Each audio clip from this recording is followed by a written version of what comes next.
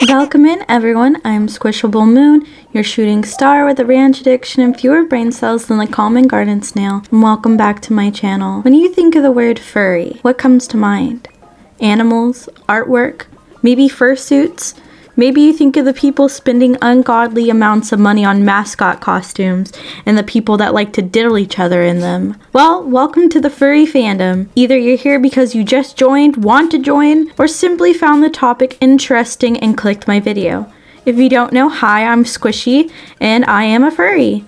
You might not know that since I don't really post furry content, but I am definitely part of the fandom. I think I joined around the age of 14, so I was pretty young when I joined. Fun short story, I had no idea what furries were until I went to my ex's house and they showed me uncensored furry corn. It was definitely an interesting thing to show your new GF, but yeah, we're moving on. You're here to learn about the furry fandom.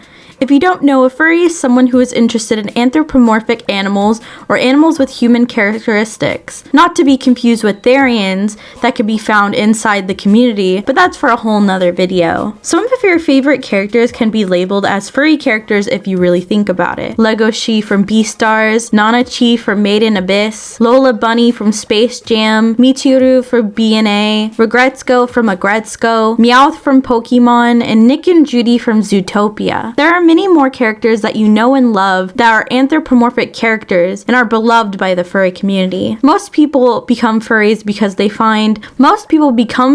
before finding the furry community. Loving talking about animals were one of my favorite things to do as a kid, or playing as the wolf in your backyard with your friends, or maybe you just had a crush on Kovu from The Lion King. Anyway, you're probably a furry. Let's say you just joined the furry fandom and you want to be part of the community, but where to start? There are many ways to start your journey in the furry fandom, being making art, buying commissions, writing a story, or even making a video like this one.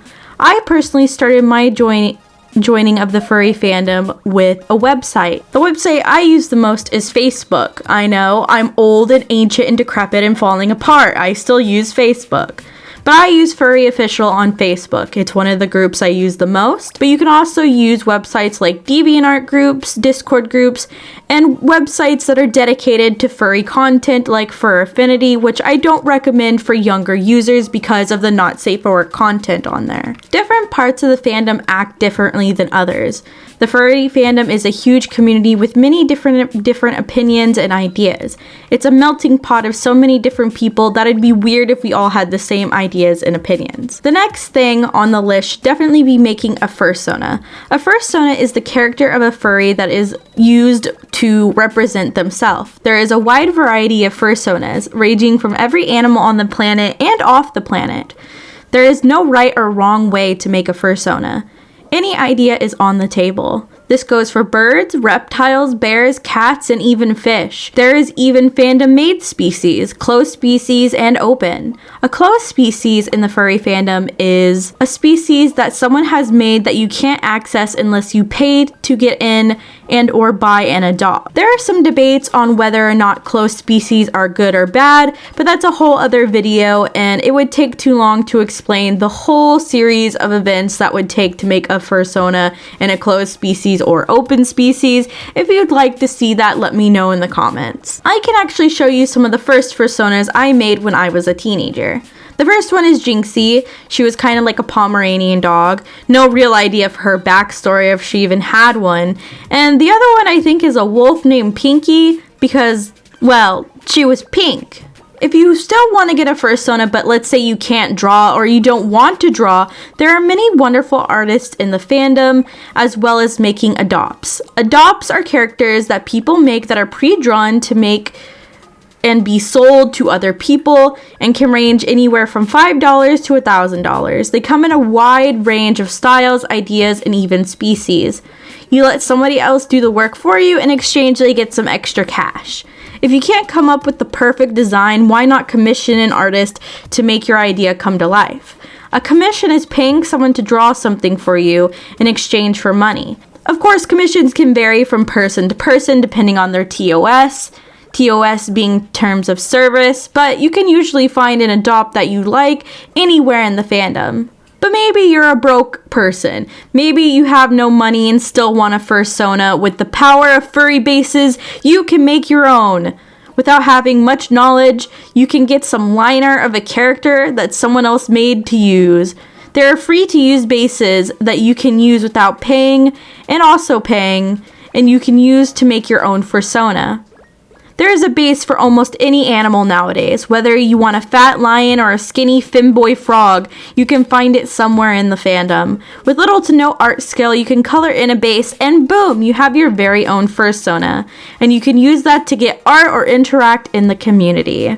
Here are some pictures of bases. Now you may be saying, Squishy, what about all the bad stuff? You would be right in asking. It's a very fair question. You're right, there are plenty of bewares out there. A beware is a warning post about someone in the fandom, usually to let others know to avoid them. It's a furry call out post pretty much, so yes, like every fandom in the world, furries have their own share of drama and some things that are much worse that I don't want to go into. Most of the time, bewares are simple stuff, like tracing artwork that isn't yours, stealing or using a fursona you found on Google. Don't do that, by the way. Being a raging buttface to others in the community, or simply being someone who lives off of making drama however they can. However, there is, of course, a darker side to the fandom. People who enjoy animal corn or abusing animals, or those who prey on younger members in the fandom. If anybody hates those people more, it's the people in the fandom itself. The fandom is always trying to kick out or call out those people who are meaning to bring harm to animals or younger people in the community. Though that doesn't stop them from popping up and making new accounts or making their own parts of the community and sharing whatever weird stuff they want to. There are plenty of bad things I could say about furries, so much I could probably make a whole other video on it. However, I choose to focus on the good, mainly because there are hundreds of videos talking about the bad stuff already, and I don't really need to go into it. My advice to you is to make sure you're staying away from weirdos in the community. If you're a new member, make sure you keep your boundaries strong. Don't let other people push you into dealing with things that make you uncomfortable. If someone in the community is doing something you're uncomfortable with, make sure to reach out to other people in the community for support. And of course, the sexual side of the fandom. Yes, there is not safe for work furry art out there of anthro characters. Anthro characters being described as almost human looking characters. There will always be not safe for work of things in the fandom, no matter which fandom you're in, whether it's My Little Pony, Furry, Sonic, and everything in between. There is probably going to be not safe for work of it. If you don't like not safe for work, I recommend joining groups that are strictly safe for work. I asked some of my friends what were some things they wanted to know about the fandom, and this is what they asked. Question 1. What would you say your biggest pet peeve whenever people find out you're a furry? I think my biggest pet peeve is them asking if I want to diddle dogs.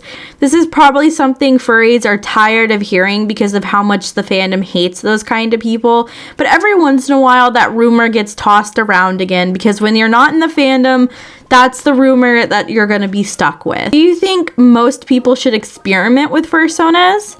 I think people shouldn't be scared to make a fursona if they're not in the furry fandom. I think experimenting can also be fun with making OCs and help you leave your comfort zone, especially if you're an artist. What animal creatures are not considered furries? Well, almost any animal can be a furry. Some people like to say reptiles and fish can't be furries because they lack fur and should be called scalies instead, but I don't think that ever caught on. So really any animal can be seen as a furry, from rat to spiders to raccoons, and even deep sea fish can be made into fursonas. Every animal is welcome in the furry space regardless of shape and size. And last question, do you need a fursuit to be a furry? No, you do not need a fursuit to be a furry. You wouldn't believe how many furries don't own a fursuit, and there are many reasons why. Some people can't or don't want to be sweating their butts off inside a furry suit, or maybe they just can't afford it. Furry suits can range anywhere from $500 to $9,000, so it's not always possible to just drop that amount of cash on a fursuit lickety split just to be able to go to one con a year. I also asked if anyone had any words to say for those who are just starting out in the fandom. Tigress Queen Melody says, just be yourself. Be the character you want to be. Don't let others drag you down because it's childish. I'm 25 and been in the fandom for years. You don't need a fursuit to be a furry. Just enjoy the art and characters. Norm Oatdeer says, it's not an exclusive club. Don't be afraid to interact. Go to local furry meets and cons. Fursuits are not required to get into the community. If you want a fursuit, don't be intimidated by the price you hear about from popular makers. There are a lot of great used suits or newer makers who happily make something for a lower price. And my feelings on the furry community. I had my ups and downs in the fandom. There have been moments I have hated it and moments where I have loved it. There are so many amazing people I have met inside the fandom and a lot of people I wish I could unmeet. Most of the fandom is what you choose to make it. If you're a bad egg, you're going to have a rough time. If you're cool, go with the flow, and are just a nice person in general, most of the fandom is going to be on your side. Most of all, I think the furry fandom is about being yourself. No matter how weird it may be, it's about finding friends and having a community of people who support you. And that's always been something that I find enjoyable. Whether you want to be a furry, like furry art, wear fursuits, or enjoy having furry friends, one thing is for sure, the community is a big experience. Editing Squishy here, I forgot to add that if you made it to the ending of the video, congrats, you are now able to enter the raffle to win one of the characters that I drew in this amazing video for yourself.